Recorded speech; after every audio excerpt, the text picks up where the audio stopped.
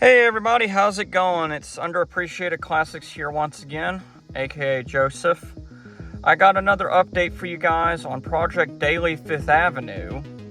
So, I'm currently in the process of saving up money to get the transmission swapped out. I've got a replacement 41TE 4-speed that was remanufactured at the Kokomo plant in the early 2000s by Chrysler. It was for a 90s AC or AY platform. The previous owner of the transmission believes that it came out of a Dodge Dynasty, although all we know is it's for 3.3 liter V6 and it mates to this vehicle's transmission. But this video is a little different. It touches up on a previous video that I did. I believe it's episode 7, low beam headlight repair. I changed out the multifunction delay and dimmable dash relay switch right here. There's a relay in the inside that sits behind this kick panel right here that turns on the lights and dims the dash. It's got a twistable piece right here that twists back and forth, and then we'll turn on the dimmable dash to highest setting. I've got the original one right here, so I can show you guys the original one, how it works. There's a little wheel that twists for the knob, and then there's like a contact switch that clicks. You can hear it, that's fully on. How the connector goes in is it sticks in male to female and it clicks in place. And there's a release button on the bottom of the socket connector. This is the original one to the vehicle, though I went on ahead and changed it out because this bottom contact down here was getting corroded and it was causing it to basically ground incorrectly, and it prevented the low beam headlights from turning on. It worked fine for about 3.5-4 months of work with DoorDash. But then I ran into another issue, which I've already figured out at least a temporary solution until I can work on the female connectors that are mounted in the dash. I'll probably try and take the dash apart in a little bit. I'm going to eat some dinner first before I really start tearing into the meat and potatoes of this project. But if I turn the lights on and I turn on the high beam selector, which you can see that's on,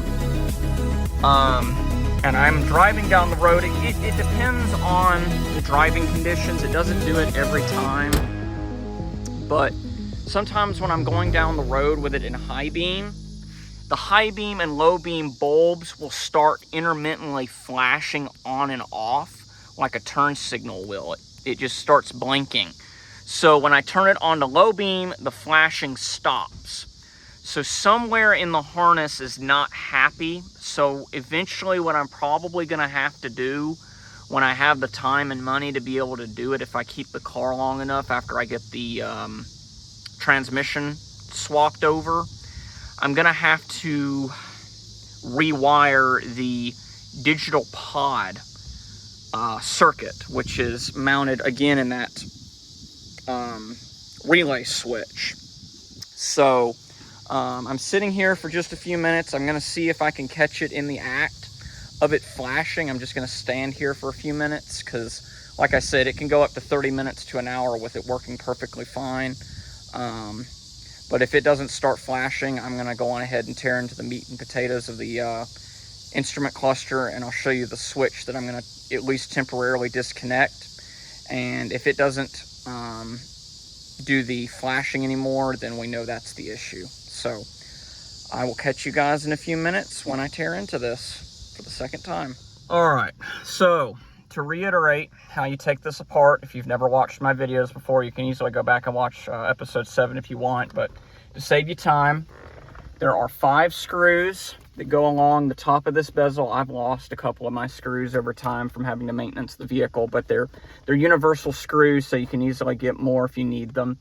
You've got several screws that go along the bottom of the bezeling for the bottom part of the trim piece for this AC and AY platform vehicles. This applies to Dynasty, New Yorker Salon, New Yorker Landau, and New Yorker 5th Avenue from 1988 to 1991 or at least 91. It may go all the way up to 93. I haven't looked at any of the AYs or ACs past 91.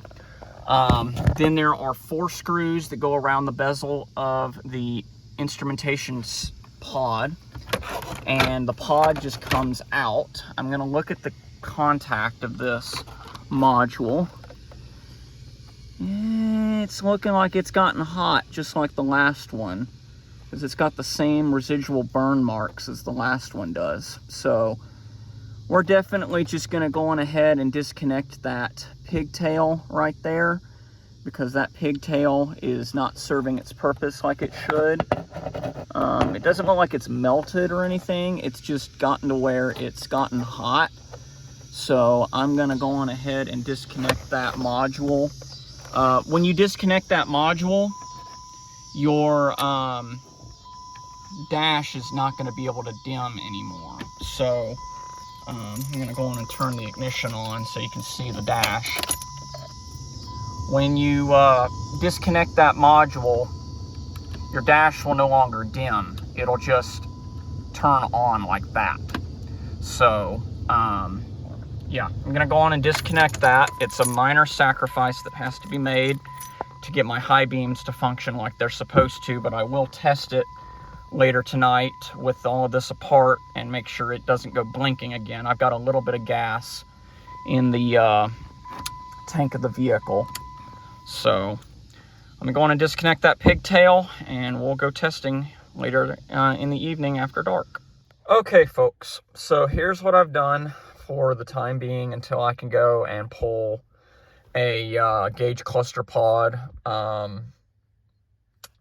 relay module female connector out of a junker, New Yorker or Dodge Dynasty that potentially has the right circuitry.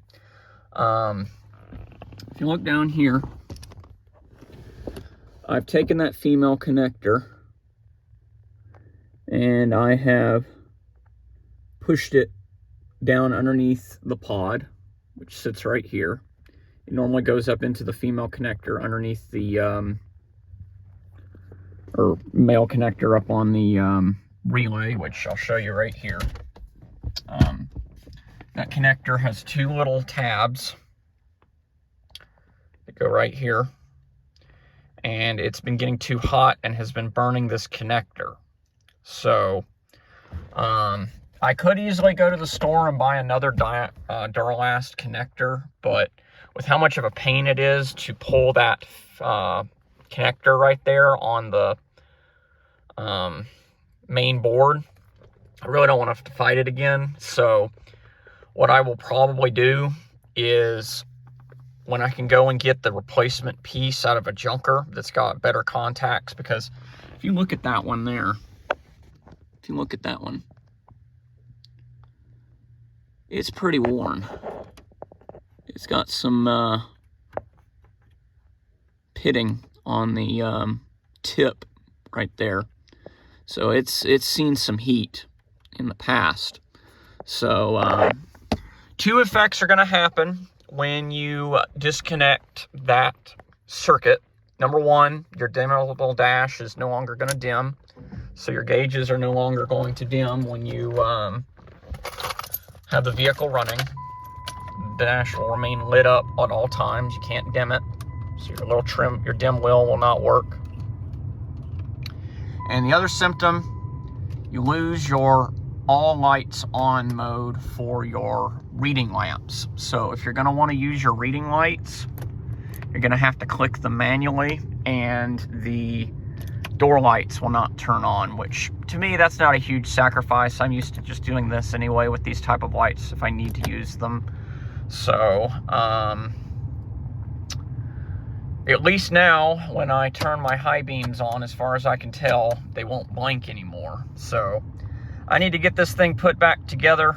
I just applied for a new job, so I'm going to need to have this thing ready to drive in the near future, and I just want to have it, put back together for drivability's sake. So I'll go on ahead and show you what you need to do to put it back together. This is in reverse fashion. You put it all the way down, Here's your bezel. I lost both of the screws for my trim bezel here. I'll go to a junkyard and get some more screws when I can for this bezel, which isn't a big deal. You want to make sure the light switch is actually pushed all the way in when you do this. The tricky part is going to be getting around the tilt mechanism on the steering column. But once you get around that, it just falls right back in place, typically. Yep, just like that, just falls right back in place. And then the top half goes right up in place as well. You can usually put it in park when you put the top piece back in. I have 3 of the 5 screws for this one, but I'll go on and put this in and we'll be done. So here's the final product of everything put back together. Looks as good as usual.